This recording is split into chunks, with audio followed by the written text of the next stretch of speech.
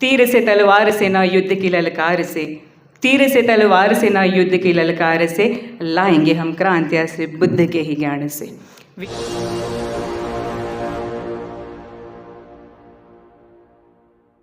यशोधरा नसती तर तथागत बुद्ध घडले नसते, सावित्रीबाई नसत्या तर महात्मा ज्योतिबा फुले घडले नसते, और रमाई ना होती तो डॉक्टर बाबा साहेब अम्बेडकर ना होते, जिजामाता ना होती तो शिवबा ना होते। यानी महिलाओं की कितनी बड़ी भूमिका यह समाज में है। महापुरुष भी और बोधिसत्व भी हमारी महिलाएं बनाती है, तो यह अपने को ध्यान में रखना होगा। तीर से तलवार से ना युद्ध की ललकार से, तीर से तलवार से ना युद्ध की ललकार से, लाएंगे हम क्रांतियाँ से बुद्ध के ही ज्ञान से। तो साथियों, महिलाओं में बहुत बड़ी शक्ति होती है। आपको पता है कि अगर हम लोग इतिहास में गए तो इतिहास में महिलाओं ने कितना बड़ा रिवोल्यूशनरी कार्य किया है। हड़प्पा संस्कृति की आपको इतिहास पता होगा। हड़प्पा संस्कृति में तो महिलाओं के नाम से वंश चलता था। आज जैसे हम लोग अपने फादर का नाम लिखते हैं, तो उस समय पे जबकि ऐसी सिचुएशन थी कि स्त्री पुरुष समानता का शब्द तक नहीं था, लेकिन वैदिक संस्कृति में एक ऐसा समाज था जहाँ पे हड़प्पा संस्कृति थी और वहाँ पे इक्वालिटी हुआ करती थी। महिला के हाथ में इस देश की सत्ता रहती थी। इसका मतलब ऐसा नहीं कि वो पुरुषों के ऊपर अत्याचार करती थी, कतई नहीं। तो ऐसी सुंदर भी संस्कृति हम लोगों ने देखी। फिर महिलाएं युद्ध करती थी। अगर प्राचीन काल का हम लोगों ने इतिहास देखा तो महिला युद्ध करती थी, आर्ग्यूमेंट करती थी, डिबेट करती थी, और उसमें विजय भी वह महिला प्राप्त करती थी। युद्ध में युद्ध खेलती थी और उसमें भी विजय प्राप्त करती थी। इतना ही नहीं, हमारा कृषि प्रधान देश हम लोग कहते हैं, उस कृषि प्रधान उस खेती का रिसर्च भी नैऋत्य नाम के महिला ने किया है। तो समझो कितना पोटेंशियल, कितनी एम्पावर हमारी महिला होगी। तो क्या हुआ अचानक से कि इतनी जो सबला एम्पावर रहने वाली महिला एकदम से दासी बन गई, अबला हो गई।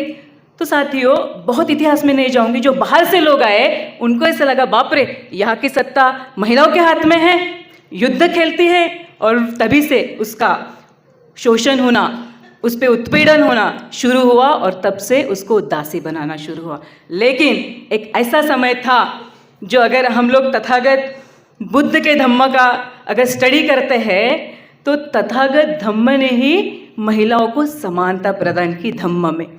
तो ऑब्वियसली जिस धम्म में समानता प्राप्त होगी तो महिला वहीं पे जाएगी कि नहीं। तो इतने सारे हजारों के लाखों के तादाद में महिला जाने लगी, तो उनको रोकने के लिए क्या आई, क्या निर्माण हुई? मनुस्मृति, जिस मनुस्मृति ने हजारों हमारी जनरेशन बर्बाद की, वह समय अभी आने वाला है। 12 अध्याय आहे, लेकिन एक एक अध्याय 2,500 ओळींचा आहे मनुस्मृतीचा। साहिर लुधियानवी फार चांगले म्हणतात, औरत ने जन्म दिया मर्दों को, औरत ने जन्म दिया मर्दों को, मर्दों ने उसे बाजार दिया, जब जी चाहा कुचला मसला और जब जी चाहा दुत्कार दिया। इस बात का अर्थ ऐसा है कि मनुस्मृति में जो लिखा था, जो गुलामगिरी लिखी थी, यानी महिला यानी सिर्फ ये भोगने वाली वस्तु है, ये सिर्फ उपभोग की एक चीज है जिसको चप्पल तक पहनने का अधिकार नहीं था।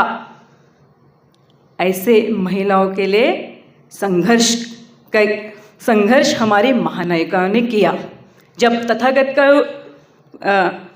जब बुद्ध का धम्म का हम लोग दौर लेते हैं तो महाप्रजापति का उदाहरण, किसी भी मैं अगर महिला परिषद में जाऊँ, हमारी यंगस्टर लड़कियां वहाँ पे रहती है, मैं यह उदाहरण बताना कतई नहीं भूलती।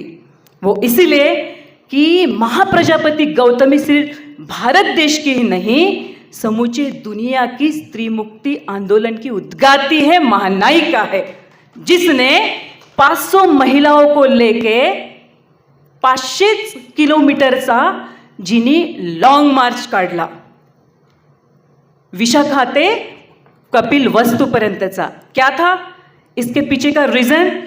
तथागत बुद्ध, क्योंकि वो समय काफ़ी अलग था, यानी महिलाओं को स्वतंत्रता नहीं थी, वहाँ पर समानता का विचार तथागत बुद्ध कर रहे हैं, यही बहुत बड़ी बात थी। लेकिन तथागत बुद्ध वो प्रवेश देने ही वाले थे स्त्रियों महिलाओं को। महाप्रजापति ने आंदोलन छेड़ा 500 महिलाओं को लेके, किस लिए?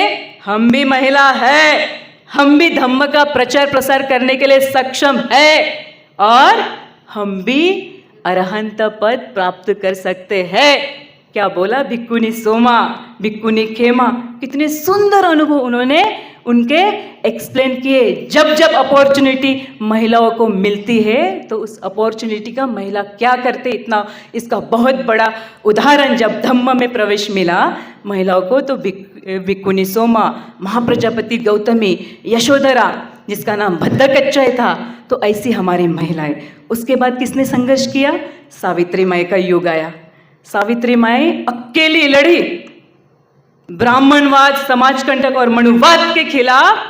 कितना सा होगा?